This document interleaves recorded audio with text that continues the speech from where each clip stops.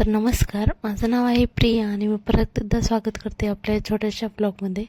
तर आजच्या ब्लॉगमध्ये आपण बनवणार आहोत डिंकाचे लाडू. एकदम दाणेदार आणि एकदम मस्त असे लाडू बनवले आहेत. तर व्हिडिओ शेवटपर्यंत नक्की बघा.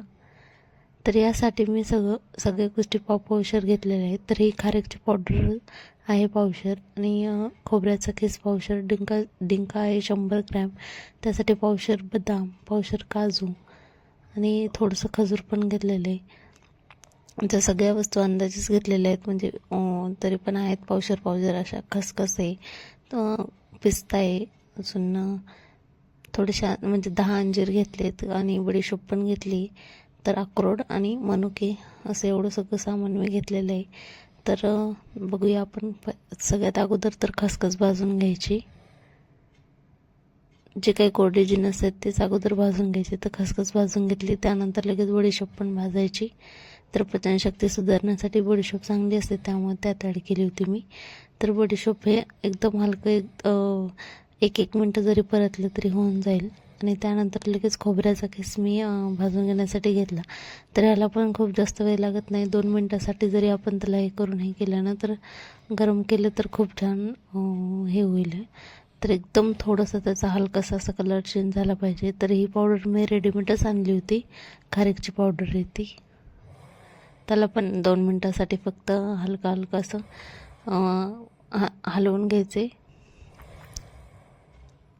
ते एका ताटामध्ये काढायचं, आपल्याला एकत्रच काढायचं आता सगळं. तर यासाठी मी 1 पळीभर असं तूप घेतलं होतं, गावरान घरचं तूप आहे हे. त्यामध्ये पावशेर बदाम घातले, त्याला पण 2 मिनटासाठी हलकेसे असे परतून घेतले. थोडंसं त्याचा कलर चेंज झाला की लगेच त्याला काढून घ्यायचं आणि त्यानंतर लगेच यामध्ये काजू ॲड करायचे. काजूला पण 2 मिनटासाठी हलकंसं असं फ्राय करायचं. हे तुपामध्ये लाडू बनवल्यामुळं ह्याचा सुगंध पण खूप छान दरवळतो आणि चवीला पण खूप छान लागतात. तर असे जरी आपण भाजून घेतले ह्याला तरी पण चालतं, पण तुपात भाजलेला एक वेगळाच हे असतो. मस्त आपले असे काजू बदाम भाजलेले आहेत. आणि त्यानंतर मग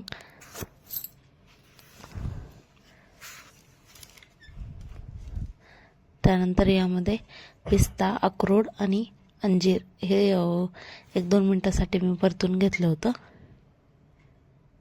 याला हलकंसं असं भाजून झाल्याच्या नंतर खूप जास्त पण नाही होऊ द्यायचं, थोडंसं हलकं भाजायचं आणि त्यानंतर याला पण काढून घ्यायचं.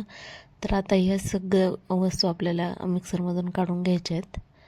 तर मनुके पण थोडेसे मस्त असे डबल फुलेपर्यंत त्याला पण तुपामध्ये फ्राय करायचे. तर मस्त असे मनुके आपले फुलून तयार आहेत. तर त्याला पण आपण एका प्लेटमध्ये काढून घेऊ. आता फक्त डिंक राहिलेला आहे तळायचा. डिंक तळताना थोडं तळायचं, व्यवस्थित तळा जातो. तर आपल्याला हे सगळं साहित्य मिक्सरमधून काढून घ्यायचे. तर सगळ्यात अगोदर मी बडीशोप आणि खसखस मिक्सरमधून काढून घेतलेली. त्यानंतर आपल्याला ड्रायफ्रूट्स काढायचे. तर ड्रायफ्रूट्स काढताना एकदम म्हणजे बंद चालू करून काढायचे याला, जेणेकरून ते मोठेच असे राहतील, खूप जास्त बारीक होणार नाही. तर हे पण काढून झालेले. ते बघू शकता जाडसरच आहे सगळं, म्हणजे त्याचे दाणे असे दिसत आहेत व्यवस्थित. त्यानंतर आपल्याला मनुके, अंजीर वगैरे जे नंतर आपण हे केलं होतं ना, ते मिक्सरमधून काढायचं. आणि लास्टला आपल्याला तळलेला डिंक मिक्सरमधून काढायचं आहे. सगळं एकत्र मिक्स करून घ्यायचं दोन्ही हाताने व्यवस्थित. आता यामध्ये आपल्याला तूप ॲड करायचं आहे. हे गूळ ॲड करायचं. तर गूळ टाकण्यासाठी सगळ्यात अगोदर त्याला सुरीने असा बारीक कट करायचा आणि थोड्याशा तुपामध्ये गूळ टाकायचा आणि 2 चमचे असं पाणी टाकायचं. तर गूळ सगळं वितळल्याच्या नंतर याच्यामध्ये टाकून घ्यायचा सगळ्या ह्याच्यामध्ये. आणि त्यानंतर चमच्याने अगोदर हलवायचं, गरम असतं ना त्यामुळं.